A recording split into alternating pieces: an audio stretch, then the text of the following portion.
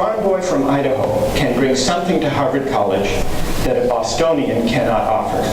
Similarly, a black student can usually bring something a white student cannot offer. The quality of the educational experience of all students depends in part on these differences in the background and outlook that students bring with them. That was Harvard's argument. Now, what about the diversity argument? Is it persuasive?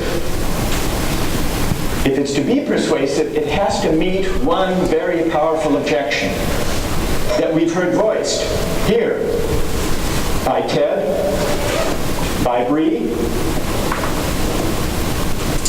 Unless you're a utilitarian, you believe that individual rights can't be violated.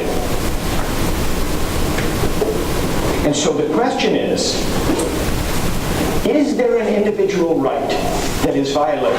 Is Cheryl Hopwood's right violated if she is used, so to speak, denied admission for the sake of the common good and the social mission that the University of Texas Law School has defined for itself? Does she have a right? Don't we deserve to be considered according to our excellences, our achievements, our accomplishments, our hard work? Isn't that the right at stake? Now, we've already heard an answer to that argument. No, she doesn't have a right. Nobody deserves to be admitted. Notice how this gets us back to the issue of desert versus entitlement. They're arguing there is no individual right that Hopwood has. She doesn't deserve to be admitted according to any particular set of criteria that she believes to be important, including criteria that have only to do with her efforts and achievements. Why not? I think implicit in this argument is something like Rawls's rejection of moral desert as the basis of distributive justice. Yes, once Harvard defines its mission and designs its admission policy in the light of its mission, people are entitled, who fit those criteria, they are entitled to be admitted. But according to this argument, no one deserves that Harvard College define its mission and design its admission criteria in the first place in a way that prizes the qualities they happen to have in abundance. Whether those qualities are test scores or grades or the ability to play the piano or to be a good middle linebacker or to come from Iowa or to come from a certain minority group. So you see how this debate about affirmative action, especially the diversity argument, takes us back to the question of rights, which in turn takes us back to the question of whether moral desert is or is not the basis for distributive justice.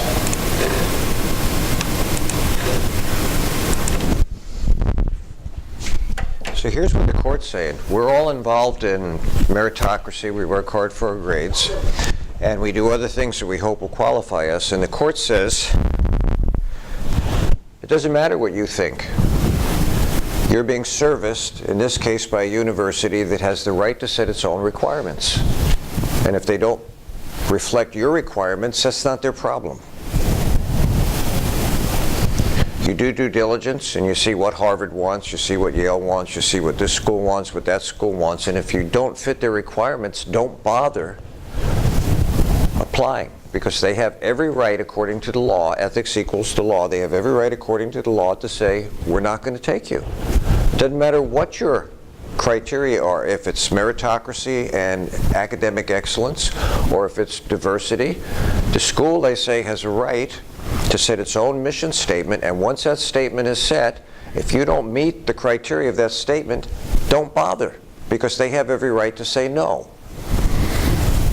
Well, that raises a question of fairness. What gives them the right to decide who gets in and who doesn't get in based on criteria that they're trying to prove? Go back to Harvard, that they limit Jewry and Catholics to a certain percentage for whatever justification they want. How about all-male golf clubs. The Augusta National, what is it called? The Augusta Golf Course. Condoleezza Rice was finally given membership there. It's male only. They gave her, I don't know if she ever plays or not, but they gave her that. Boy Scouts now have to accept girls. You can't be an all or nothing. Diversity is part of the equation, whether we like it or not, people. And the court has said that what we value is not the controlling value. The university has a right, as long as it does it within an inclusiveness rather than an exclusiveness, they have a right to determine what their mission statement is. Community colleges don't have to be open enrollment. There was a day you had to take, I think only dual enrolled students now take entrance exams. And that's just to help us understand where so we can work with you to make sure that you're going to succeed here.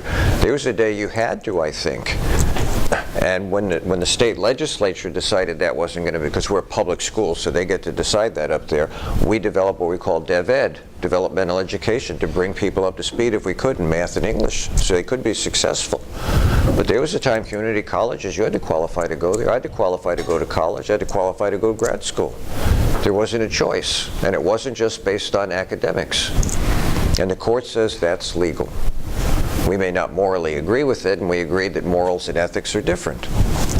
But that's the way the system runs itself. As long as your system is inclusive and it reflects diversity, true diversity, the problem, if you have one, is your problem to deal with. It's not the court's problem anymore.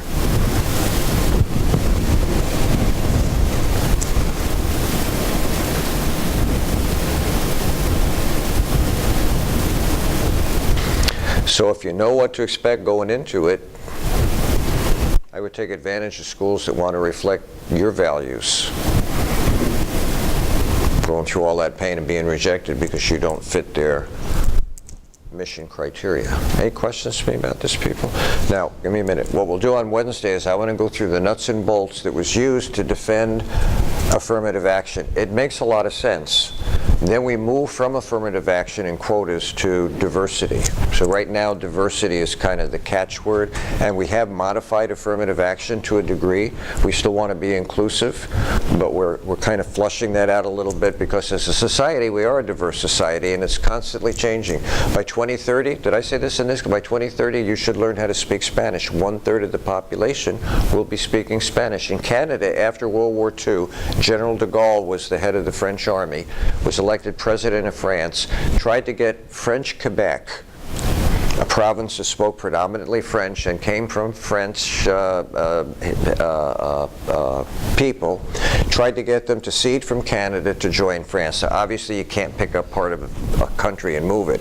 Just like Alaska is now part of America, we're not attached. We have to go through Canada, Hawaii, over the ocean. And Canada, in an attempt not to lose French Quebec, made 2 languages the norm. When you call the consulate now, you'll hear them pick up the phone and speak in French, and then they'll speak in English. And there are people there who are multilingual, and they'll do both. But they will speak French first. It was a concession to the French Quebecs. There'll come a time, I'm almost willing to guarantee, we will have not, if you want to speak Spanish or Spanish press number 2, you'll have 2 languages. I mean, about 1/3 of the population is going to be Hispanic, is going to be Latin. People are allowed to come here, and they bring a variety of languages. And when that great a number bring that great a language, it's going to be included, like it or not. And you may well find that then in universities and colleges. I don't know how it's going to be.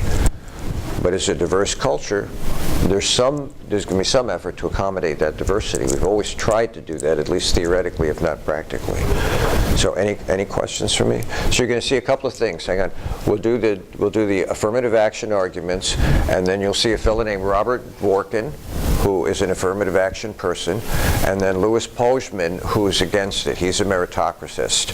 We'll go over both of those. That'll give you all the nuts and bolts you need for your quiz. Wait until you get the second lecture before you take the quiz. Okay, if you came in late, let me know you're here.